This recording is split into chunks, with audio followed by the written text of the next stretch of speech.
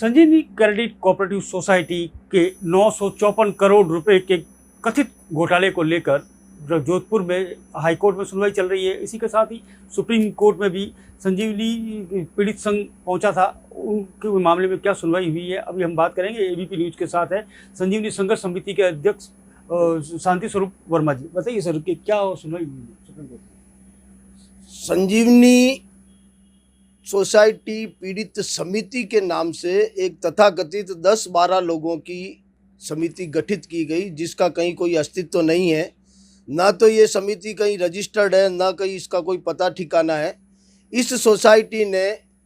पूरे मामले को संजीवनी क्रेडिट कोऑपरेटिव सोसाइटी का जो 953 करोड़ का घोटाला है, जो अभी राजस्थान सरकार में जांच व अनुसंधान एजेंसी एसओजी के द्वारा जांच की जा रही है, और राजस्थान के दोनों हाई कोर्ट में, राजस्थान उच्च न्यायालय जयपुर में और राजस्थान उच्च न्यायालय जोधपुर में, इससे संबंधित कई क्रिमिनल याचिकाएं और कई सिविल रिटें भी चल रही है। तो ये जो संजीवनी सोसाइटी पीड़ित समिति है तथाकथित 10-12 सदस्यों के साथ में, ये सुप्रीम कोर्ट के अंदर देश के ख्यातिनाम वकीलों को अपने साथ रखकर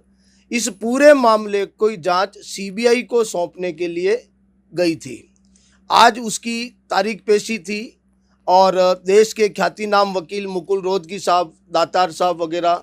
ये उस संजीवनी सोसाइटी पीड़ित समिति की ओर से उन्होंने पैरवी की, और सरकार, राजस्थान सरकार की तरफ से भी अभिषेक मनु सिंघवी जी और सिद्धार्थ लूथरा जी, और हमारे संजीवनी पीड़ित संघ की तरफ से एडवोकेट आदित्य जैन आदि ने पैरवी की। सुप्रीम कोर्ट ने ये कहते हुए इनकी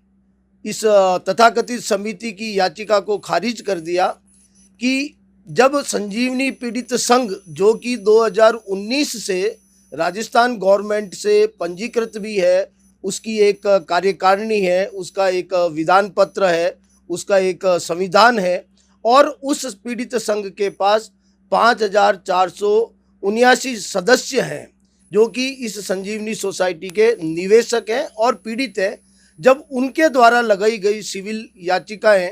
और सिविल रिटें और क्रिमिनल याचिकाएं जब राजस्थान हाईकोर्ट जोधपुर में और जयपुर में चल रही है, तो ये नया पीड़ित समिति कहाँ से आई है, जिसमें 10-12 ही कुल सदस्य हैं और इनका कोई पता ठिकाना भी नहीं है। इसलिए ये खारिज की जाती है और आप लोगों को ये निर्देश दिया जाता है कि जो संजीवनी पीड़ित संघ है, उनके साथ मिलकर आप हाईकोर्ट में भी,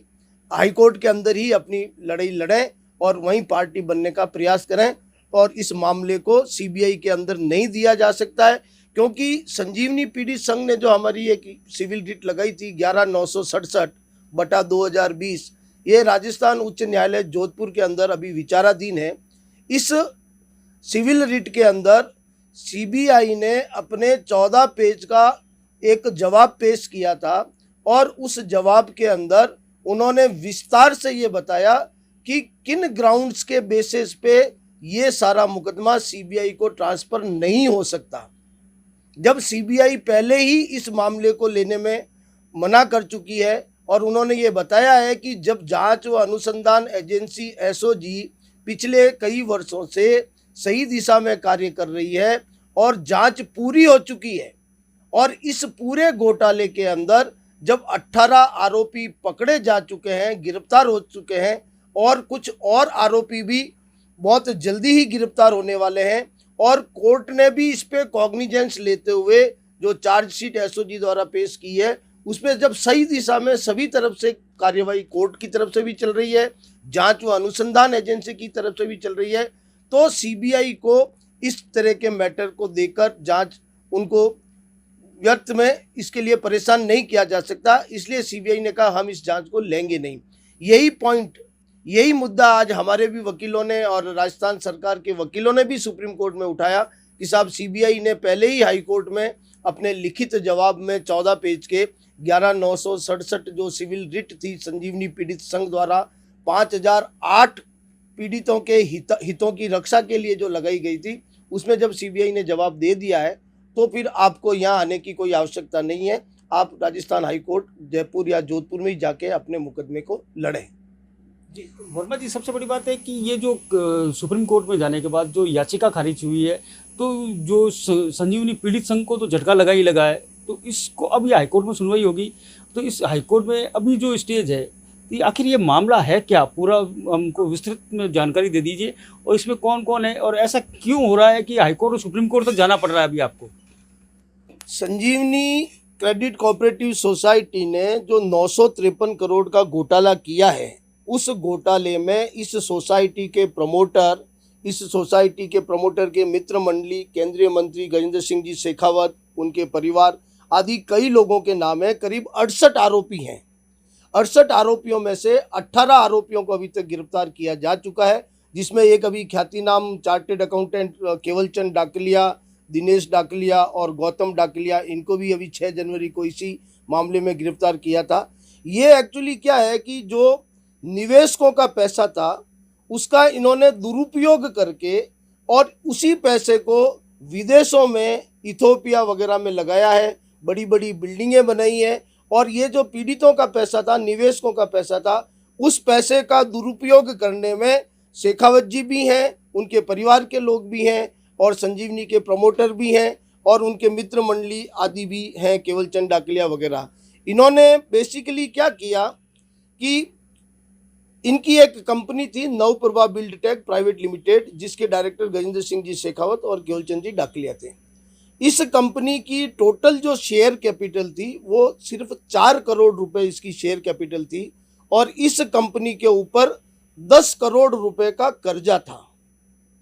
और एसेट के नाम पे या संपदा के नाम पे, कैपिटल के नाम पर इनके पास एक 80 लाख रुपए लागत का मान जी के हत्थे में एक प्लॉट था, जिस पे आज ये संजीवनी आनंदा बिल्डिंग खड़ी है। तो जिस कंपनी की टोटल शेयर कैपिटल 4 करोड़ रुपए हो, जिस कंपनी के ऊपर 10 करोड़ का कर्जा हो, और जिस कंपनी के पास कैपिटल के नाम पर सिर्फ 80 लाख रुपए की प्रॉपर्टी हो, उस कंपनी का शेयर, जो कि न तो बॉम्बे स्टॉक एक्सचेंज में लिस्टेड थी कंपनी, न नेशनल स्टॉक एक्सचेंज में लिस्टेड थी, उस कंपनी का शेयर मैं समझता हूं कि 2-5 रुपए भी नहीं हो सकता। फिर भी प्रमोटर ने और इस नवप्रभा बिल्डटेक के डायरेक्टर शेखावत जी वगैरह, इन्होंने मिलकर उस 2-5 रुपए के शेयर को 500 रुपए तक, 1000 रुपए तक और 1100 रुपए तक ट्रांसफर करना बताया। ट्रांसफर किया या नहीं किया ये अलग मुद्दा है, लेकिन उन्होंने ये इसको ट्रांसफर करना बताया। और संजीवनी के प्रमोटर और उसके परिवार ने, वो इनको एकमात्र खरीदार मिले पूरे हिंदुस्तान के अंदर, जिन्होंने उस 2-5 रुपए के शेयर को 500 रुपए और 1000 रुपए में खरीदा। 2-5-10 शेयर नहीं खरीदे, ये शेयर कम से कम 10-12 लाख शेयर इस तरह के खरीदे गए। अब वो प्रमोटर जो है संजीवनी का, विक्रम सिंह और उसके जो परिवार हैं, वो इनको भुगतान कैसे करे। तो जो निवेशकों का पैसा आया था, उस पैसों का इन्होंने फर्जी ऋण दिखाया, लोन दिखाया। 1100 करोड़ रुपए का इन्होंने 60,000 फर्जी फाइलें बनाकर वो लॉनिंग दिखाई। उस लॉनिंग के माध्यम से, लॉनिंग दी नहीं, किसी को ऋण दिया नहीं गया, सारा ऋण जो है वो नकद में वितरण करना दिखाया, और उसी पैसे का भुगतान इन्होंने शेखावत जी, केवलचंद जी डाकलिया, महेंद्र जैन, राजेंद्र बायती, इंदू बायती, इन सब लोगों को इन्होंने भुगतान किया। हमारा इनसे कोई बहुत विशेष, न तो किसी तरह की कोई दुश्मनी है, हमारा सिर्फ ये कहना है कि आज केंद्रीय मंत्री जी के परिवार को और केंद्रीय मंत्री जी के मित्र मंडल को, और ये जो Navaprabha Buildtech private limited company है, इनके लोगों को, और जो ये लूसिड फार्मा है, और ये जो गैलब एग्रो इंडस्ट्रीज जो इथोपिया में रजिस्टर्ड है, इस कंपनी को जो भी 200-500 करोड़ रुपए गया है, वो पैसा हम पीड़ित निवेशकों का है, न कि विक्रम सिंह जी के पिताजी का है। वो हम पीड़ित निवेशकों का पैसा देने का उनको कोई हक नहीं बनता। उसी हक के लिए, उसी पैसे के लिए हम ये लड़ाई लड़ रहे हैं। जी, आप ये लड़ाई लड़ रहे हैं, और आप बता रहे हैं कि केंद्रीय मंत्री, जल शक्ति मंत्री जो गजेंद्र सिंह शेखावत है, उनका भी नाम ले रहे हैं, तो वो तो बता रहे हैं कि उन्होंने जांच, वो कह रहे हैं मेरी 2 बार जांच हो चुकी है, मेरे को तो नीट एंड क्लीन दे रखा है, और उसको लेके सीएम मुख्यमंत्री अशोक गहलोत के ऊपर मानहानि का केस भी किया है। उन्होंने मानहानि का केस किया है, बिल्कुल सही बात है। और अभी 13 अप्रैल को एसओजी ने 45 पेज की एक factual report high court Jodhpur के अंदर पेश की है। जिस दिन इनकी गिरफ्तारी पे रोक लगी थी, उसी दिन वो कोई गफलत हो गई थी कि जो हमारे वकील थे राजस्थान सरकार के, वो वीसी के थ्रू दिल्ली से जुड़े हुए थे और जो अनुसंधान व जांच एजेंसी के जो इन्वेस्टिगेशन ऑफिसर है आईओ, वो यहाँ जोधपुर में मौजूद थे और डबल एएजी वगैरह ये सारे जोधपुर कोर्ट के अंदर मौजूद थे। तो वो फैक्चुअल रिपोर्ट के बारे में उनसे डिस्कशन नहीं हो पाया और उन्होंने ढंग से पैरवी नहीं की, जिसका फायदा उठाते हुए इनको गिरफ्तारी पे रोक लग गई। लेकिन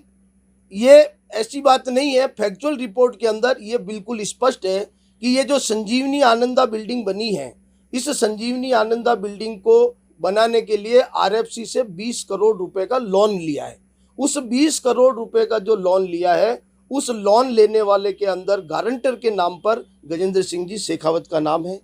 जो लोन सैंक्शन हुआ है और जो सैंक्शन लेटर है, उस सैंक्शन लेटर पर भी विक्रम सिंह इंद्रोई के साथ साथ गजेंद्र सिंह जी शेखावत का भी नाम है। उस लोन को लेने के लिए जो मॉर्टगेज रखी गई है प्रॉपर्टी, वो उमेद हेरिटेज में एक करीब 600 गज का एक प्लॉट है, जो कि वहाँ पे मॉर्टगेज रखकर जिस पे लोन लिया, उस प्रॉपर्टी पर भी मालिकाना हक विक्रम सिंह इंद्रोई और गजेंद्र सिंह जी शेखावत दोनों का है। अब ये भले ही कह दें कि साहब मेरा इनसे कोई लेना देना नहीं है, लेकिन इन्होंने कई बार सार्वजनिक मंच पे ये बहुत स्पष्ट रूप से कहा है कि विक्रम सिंह मेरा छोटा भाई, मैं विक्रम सिंह को तब से जानता हूँ जब विक्रम सिंह स्टूडेंट था।